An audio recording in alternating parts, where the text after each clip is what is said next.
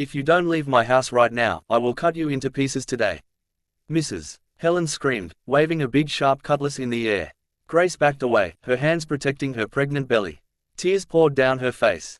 Please, Mama, don't kill me. I'm going. But how did Grace get here? How did a kind, hard-working girl end up on the streets, pregnant with twins, facing death threats from her own stepmom? And who is the father of these bobbies? Before we continue, please subscribe, hit the like button, and comment below where you're watching from and what time it is in your area right now. Don't forget to turn on notifications so you never miss our stories. Let me take you back to where it all started. Grace was 26 years old and had no parents. Her father died 2 years ago, leaving her with her wicked stepmom, Mrs. Helen, and her spoiled stepsister Joy. They all lived in a small apartment in Surula Logos. Grace's father left everything to Mrs. Helen before he died. Now, Grace worked as a cleaner in a big shopping mall just to help pay rent. Meanwhile, Joy did nothing all day except spend money on clothes and go to parties. Life was very hard for Grace.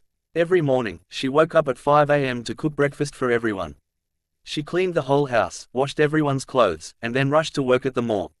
While Joy slept in a nice bedroom with a soft bed, Grace slept on a thin mat in the corridor. Mrs. Helen treated Grace like a servant, not a daughter. Joy would laugh at Grace and call her shameful names. But Grace remained patient and kind, always hoping that one day, things would get better. One evening, Grace was cleaning the top floor of the shopping mall. She was very tired, but kept working hard. Suddenly, she bumped into a tall, handsome man wearing an expensive suit. "Ah, I'm so sorry, sir," Grace cried out. The man's hot coffee spilled all over his white shirt. Grace was terrified. She thought he would shout at her or get her fired. But the man didn't shout. Instead, he smiled. Grace quickly brought out her small handkerchief and started cleaning the stain. "Please, sir, I'm very sorry. I didn't see you coming." The man looked at Grace's kind face and gentle eyes. "It's okay. Accidents happen. What's your name?" "My name is Grace, sir. I'm Daniel," the man said, still smiling. What Grace didn't know was that Daniel was the young CEO of the biggest company in Logos. He was very rich and powerful, but he was also tired of meeting proud fake women who only wanted his money. When he saw how humble and kind Grace was, something touched his heart. "Can I have your phone number, Grace? I would like to thank you properly for trying to help me," Daniel asked. Grace was very shy. No rich man had ever asked for her number before. Her hands shook as she wrote it down on a piece of paper. From that day, everything changed. Daniel called Grace every single day. They talked and talked on the phone. He visited her during her breaks at the mall and bought her lunch. They laughed together. They shared their dreams. For the first time in her life since her father died, Grace felt truly happy. 3 months passed quickly. Daniel invited Grace to a beautiful hotel for dinner to celebrate her birthday. Grace had never been to such an expensive place in her whole life. Everything was so beautiful, the lights, the music, the delicious food. "Happy birthday, Grace," Daniel said, holding her hand across the table. "You deserve all the happiness in this world." Grace smiled. Her heart was so full of joy. But what she didn't know was that evil eyes were watching them. Joy had been following Grace secretly for weeks. She was jealous when she saw Grace with such a handsome, rich man. She took pictures and ran home to show her mother. "Mama, Mama, see this," Joyce shouted, showing Mrs. Helen the photos. "Grace is dating a very rich man. Look at his expensive car and clothes. He must have plenty money. And she didn't tell us." Mrs. Helen's eyes became wicked. "So Grace thinks she can be happy while we suffer here. Never. We must destroy this relationship now." Together, these two evil women made a terrible plan. They went to the hotel and found a waiter who was poor and desperate for money. "We will give you 20,000 naira. Mrs. Helen told the waiter. "Just put this powder in their drinks when they are not looking." The waiter was a bad man who needed money badly. He agreed. When Grace and Daniel were enjoying their meal and talking, the waiter put the sleeping drug in both their drinks and mixed it well. The drinks looked completely normal, but now they were very dangerous. Grace and Daniel drank their drinks, not knowing what evil was inside. After 30 minutes, Grace's head started spinning. "Daniel, I don't feel well. Everything is moving." Daniel also felt strange. His eyes couldn't focus. "Grace, something is wrong. I feel they were both drugged." Their minds stopped working properly. They didn't know what was happening to them. The waiter came to their table. "Sir, madam, you both look very sick. Let me help you to a room upstairs where you can rest." Grace and Daniel could barely walk. The waiter took them to a hotel room. Because of the strong drugs in their bodies, shameful things happened that night. But neither Grace nor Daniel was in their right mind. The drug made them do things they would never do if they were normal. Daniel woke up first when the sun came up. His head was pounding with terrible pain. When he looked around and saw what had happened, shock hit him like thunder. What happened? He whispered, holding his aching head. He couldn't remember clearly. Everything was foggy and confused. He felt so ashamed and guilty even though he didn't know about the drugs. Suddenly, Daniel remembered he had an important business meeting in another country that same morning. His flight was leaving in just 2 hours. In his confusion, guilt, and panic, Daniel made a terrible mistake. He left money on the table thinking it was the right thing to do and rushed out of the hotel room. 30 minutes later, Grace woke up alone. She was in pain and so confused. She couldn't remember clearly what happened. When she saw the money on the table and realized Daniel was gone, her heart shattered into a million pieces. What have I done? What happened to me? Grace cried, hugging herself and rocking back and forth on the bed. What Grace didn't know was that Joy and Mrs. Helen were waiting outside the hotel that morning like vultures. They saw Daniel rush out looking confused and guilty. They laughed wickedly. Perfect. Our plan worked, Joyce said, recording everything on her phone. That rich man will run away and never come back. Grace will suffer forever. That's what she gets for thinking she can be happy, Mrs. Helen added, clapping her hands with joy at Grace's pain. This is why Daniel disappeared. He wasn't a bad man. He was drugged. Confused and ashamed, he went abroad for his business trip, feeling too guilty to face Grace, not knowing that wicked people had planned everything to destroy their happiness. And this is why Grace got pregnant, not because she was careless or bad, but because evil people drugged her and set a trap to ruin her life. 2 months passed. Grace threw up every single morning. Her body felt strange. She went to a small clinic in Mushian, spending the little money she had saved. The nurse looked at her test results and said, "Congratulations, you are pregnant with twins." Grace's whole world stopped. What twins? No, this cannot be true. She had no money. Daniel's phone was switched off. She had tried calling him 1,000 times. Her stepmom would kill her if she found out. Grace cried every single night, begging God to help her. But the situation only got worse.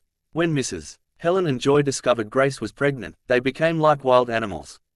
"You useless girl, you have brought shame to this house." Mrs. Helen screamed so loud the whole neighborhood could hear. Joy recorded Grace crying on her phone and immediately posted it online to embarrass her.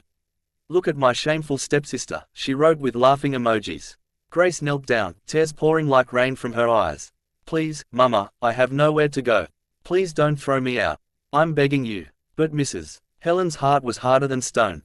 She ran to the kitchen and came back carrying a big sharp cutlass in her hand.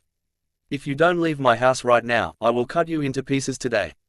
"You think I'm joking?" Mrs. Helen waved the cutlass in the air, moving closer and closer to Grace. Grace had never been so terrified in her entire life. She backed away, her hands protecting her pregnant belly. "Please, Mama, please don't kill me. I'm going, Grace cried, shaking with fear. While Mrs. Helen was threatening Grace with the cutlass, Joy ran to Grace's small corner and started throwing all her belongings out of the window. Grace's old clothes, her slippers, her dead father's picture, her Bible, everything flew through the air and landed in the dirty gutter outside. "Good riddance to bad rubbish." Joy laughed wickedly. "Look at you pregnant like a street girl. Shameless thing." Mrs. Helen kept waving the cutlass, chasing Grace toward the door. Move faster before I change my mind and kill you today. You want to disgrace me in this neighborhood. Get out." Grace was crying and running at the same time. She tried to grab her bag, but Mrs. Helen swung the cutlass near her hand. Grace jumped back in terror. "Leave it. Just go with your cursed pregnancy. Go and meet the man who gave you bastard children." Mrs. Helen shouted. Neighbors came out when they heard the noise. But they were too afraid to help because Mrs. Helen was holding a weapon. They just watched and shook their heads in pity. Joy opened the door and pushed Grace hard. Grace almost fell down the stairs because her belly was big and she couldn't balance well. She grabbed the rail just in time to save herself and her bobbies. Mrs. Helen followed Grace outside, still holding the cutlass high in the air. "If I ever see you near this house again, I will kill you. You hear me? I will kill you and your bastard bobbies." Joy threw Grace's torn bag at her. It hit Grace on the head and fell into a puddle of dirty water. All of Grace's things were now wet and scattered on the ground. Grace knelt in the dirty water, gathering her soaked clothes, her father's picture, and her Bible. She was crying so hard she could barely see. Then the rain started falling, making everything even worse. One old man tried to speak up. "Ah, Mrs. Helen, this is too much. Where will a pregnant girl go at this time?" Mrs. Helen turned the cutlass toward him. "You want to join her? Mind your business if you know what's good for you." The old man quickly went back inside his house. Joy took a video of Grace kneeling in the dirty water, crying and packing her wet things. She posted it on Instagram with a cruel caption. "See my shameful step-sister pregnant with bastard twins. We don't claim her." Finally, Mrs. Helen went back inside and slammed the door hard. At kpam, she locked all the locks. Cam K-pam. Grace sat outside in the pouring rain, completely soaked with her small bag of wet clothes and nowhere in the world to go. Her heart was broken into a million pieces. She looked at her father's wet picture. And sobbed. "Papa, see what your wife is doing to me. Papa, where are you? I need you so much." That night, Grace walked away from the only home she knew, carrying her pregnancy, her pain, and her few wet belongings. She didn't know where she was going. She just walked and cried in the rain. Grace had no money and nowhere to sleep. She walked around Lagos with her bag, lost and afraid. For 2 nights, she slept under the bridge in Orphan. She was hungry, cold, and terrified. Bad people tried to hurt her, but God protected her. An old woman named Mama, who sold oranges by the roadside, saw Grace and felt pity in her heart. Mama gave Grace a small space behind her orange stand to sleep. She also gave Grace food from her own small pot. Grace was so grateful she cried. She helped Mama sell oranges even though she was pregnant and tired. Every day, Grace's belly grew bigger and bigger. People looked at her and shook their heads. Some people were kind, but many people said wicked things about her. But Grace kept praying every night for her bobbies to be healthy. After 7 long months, Grace's water broke while she was selling oranges one afternoon. "Mama and the bobbies are coming," Grace screamed. Mama quickly stopped a taxi and rushed Grace to a government hospital in Yaba. Grace was in terrible pain. She cried and prayed as the labor pains got stronger and stronger. After many hours of suffering, Grace gave birth to 2 beautiful bobbies, a boy and a girl. But something was very wrong. Grace was extremely weak. She had lost too much blood. Her body was shutting down. The doctor came to Mama Angie with a serious face. "She needs blood and medicine immediately or she will die. You must pay in 20 million right now." Mama Ango's face went pale. "Doctor, I don't have that kind of money. I'm just a poor orange seller." The hospital refused to treat Grace without payment. Grace lay on the hospital bed getting weaker and weaker while her newborn bobbies cried beside her. She was dying slowly and nobody could help. That exact same day, Daniel returned to Lagos from his long business trip abroad. For months, guilt had been eating him alive. He couldn't sleep. He couldn't focus on his work. All he could think about was Grace and that terrible night. Finally, he decided he must find her and apologize no matter what. Daniel went straight to the shopping mall, but the security told him, "Grace stopped working here many months ago, sir. We don't know where she went." Daniel's heart sank, but he refused to give up. He used his connections and money to search everywhere for Grace. He hired private investigators. He checked every hospital, every clinic, every shelter. Finally, late that evening, one of his drivers called him. "Sir, I found her name at the government hospital in Yaba." Daniel's heart almost jumped out of his chest. He immediately drove to the hospital, breaking every speed limit. When he reached the hospital, he ran inside like a madman. "Where is Grace? Where is she?" he shouted at the nurses. They directed him to the ward. Daniel ran down the corridor and burst through the door. What he saw broke his heart into a million pieces. Grace was lying on the bed, weak and pale, almost lifeless.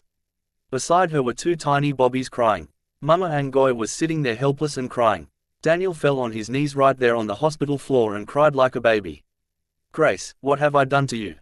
I'm so sorry. I'm so sorry." Daniel wept. He immediately called the hospital director. "I don't care how much it costs.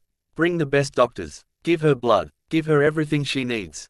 Save her life. Save her life." Within minutes, the best doctors were treating Grace. Daniel paid millions of naira without blinking. He held Grace's weak hand and begged her to forgive him. Grace was too weak to talk, but tears rolled down her face. She couldn't believe Daniel was really there. After 3 days of intensive care, Grace began to get better. She could finally speak. Daniel sat beside her bed, holding her hand gently. "Grace, are these bobbies? Are they mine?" Grace nodded yes, fresh tears falling from her eyes. Daniel wanted to be completely sure, so he arranged for a DNA test. He wasn't doubting Grace. He just needed to know the truth. After 3 days, the results came back. The doctor called Daniel into his office and showed him the paper. "Congratulations, Mr. Daniel. The DNA test shows you are 100% the father of both twins." Daniel sat down in shock. He had children, 2 beautiful children. His heart filled with so many emotions at once. Joy, guilt, responsibility, love. He went back to Grace's room and knelt beside her bed. Grace, I promise you on my life I will take care of you and our children forever. I will never leave you again. Please forgive me for running away. I was confused and ashamed, but that's no excuse. I should have been there for you. Grace looked into his eyes. She saw that he was sincere. I forgive you, Daniel. While Grace was recovering in the expensive private hospital room that Daniel moved her to, Joy was still posting wickedly on social media, making fun of Grace's situation. See poor Grace and her bastard twins, Joy wrote on Instagram. Suffering in a government hospital because no man wants her. What a shameful life. Daniel saw Joy's post. Anger filled his whole body. He decided it was time for justice. Daniel used his power and connections to investigate Mrs. Helen and Joy thoroughly. What he discovered shocked him. Mrs. Helen had been stealing money from Grace's father's property that was supposed to belong to Grace. She had sold Grace's father's land and kept all the money. Joy had been using that stolen money to live her big girl life, buying expensive clothes and going to parties. But that wasn't all. Daniel's investigators found the waiter from the hotel. With enough pressure, the waiter confessed everything. How Mrs. Helen and Joy paid him in 2000 to put drugs in their drinks that night. Daniel now had evidence of their wicked plan. He took Mrs. Helen and Joy to court for theft, fraud, and conspiracy. The evidence was too strong. The waiter's confession, the bank transfers, the property documents, everything. The judge looked at Mrs. Helen and Joy with disgust. You are wicked, wicked women. You drugged innocent people, you stole property, and you threw a pregnant girl into the streets. I sentence you both to 5 years in prison. Mrs. Helen and Joy screamed and begged, please, we are sorry. Forgive us, but the law is the law. They were arrested and taken to prison that same day. Everything they had stolen now legally belonged to Grace. 3 months later, Grace was healthy and strong again. The twins, whom they named David and Deborah, were growing beautifully. One evening, Daniel took Grace to a beautiful restaurant on the island. After dinner, he got down on one knee in front of everyone in the restaurant. Grace, you are the kindest, strongest, most beautiful woman I have ever met. You suffered so much, but you never became wicked. You are an amazing mother to our children. Will you marry me? He opened a small box. Inside was the biggest, most beautiful diamond ring Grace had ever seen in her life. Grace started crying tears of joy. Yes, yes, yes, I will marry you. The whole restaurant clapped and cheered. Daniel's mother had been angry at first when she heard about Grace, but when she met Grace and saw how humble, kind, and respectful she was, and when she held her beautiful grandchildren in her arms, her heart completely melted. She accepted Grace with love. Daniel and Grace got married in the most beautiful wedding Lagos had ever seen. Grace wore a white wedding dress that cost more money than she had ever seen in her entire life. The church was decorated with thousands of white roses. Mama Ngozi was there sitting in the front row dressed in beautiful clothes. Grace had not forgotten the woman who saved her life when she had nothing. After the wedding, Grace and Daniel went to find Mama Angie at her orange stand. Mama, you saved my life when everyone threw me away, Grace said, kneeling before the old woman. You shared your food with me when you had very little. I can never forget your kindness. Daniel also knelt. Mama Ngozi, you are our mother now. Then Grace told Mama Ngozi, Mama, you will never sell oranges under the hot sun again. Grace and Daniel bought Mama Ngozi a nice 2-bedroom apartment in a good area in Surula. When Mama Ngozi saw her new home with a real kitchen, bathroom, and soft bed, she cried. She had been living in one small room for 20 years. They also gave Mama Ngozi a big shop in a busy market where she could sell fruits and vegetables. The shop had a roof, fans, and a big fridge. No more sitting under the hot sun. Daniel put Mama on a monthly salary from his company. This meant Mama Ngozi would get money every month, even if her shop was closed. Mama became like a real grandmother to the twins. Every weekend, Grace brought David and Deborah to visit Grandma and they ate her delicious jollof rice and listened to her stories. Grace, Daniel, and their twins now lived in a big, beautiful mansion in Lekki. Grace went back to school to study business. Daniel supported her every step of the way. 1 year later, Mrs. Helen and Joy finished their prison sentence. They came out looking thin, tired, and humble. They went to Grace's house and knelt outside the gate, begging for forgiveness. Grace, please forgive us, Mrs. Helen cried. We were so wicked to you. We are sorry. Joy was crying too. We deserve your hatred. We treated you terribly, but please have mercy on us. Grace looked at them. She remembered everything, the cutlass, the dirty gutter, the cruel words, the evil plan, the drugs. She had every right to turn them away forever. But Grace's heart was kind. I forgive you, Grace said. But you must change your ways. I will help you, but you must work hard and be honest. Grace gave them small jobs in one of Daniel's companies. She helped them get back on their feet, but they had to earn their own money through hard, honest work. They were no longer allowed to be wicked or lazy. Mrs. Helen and Joy learned their lesson the hard way. They saw how Grace became successful by being kind and humble while their wickedness brought them to prison and poverty. Now they worked hard every day and thanked God for Grace's mercy. Did you enjoy this story? What lesson did you learn from Grace's journey? Please subscribe to our channel, hit the like button, and comment below what you learned from this story. Turn on your notification bell so you never miss amazing stories like this. Thank you for watching, and may God bless you.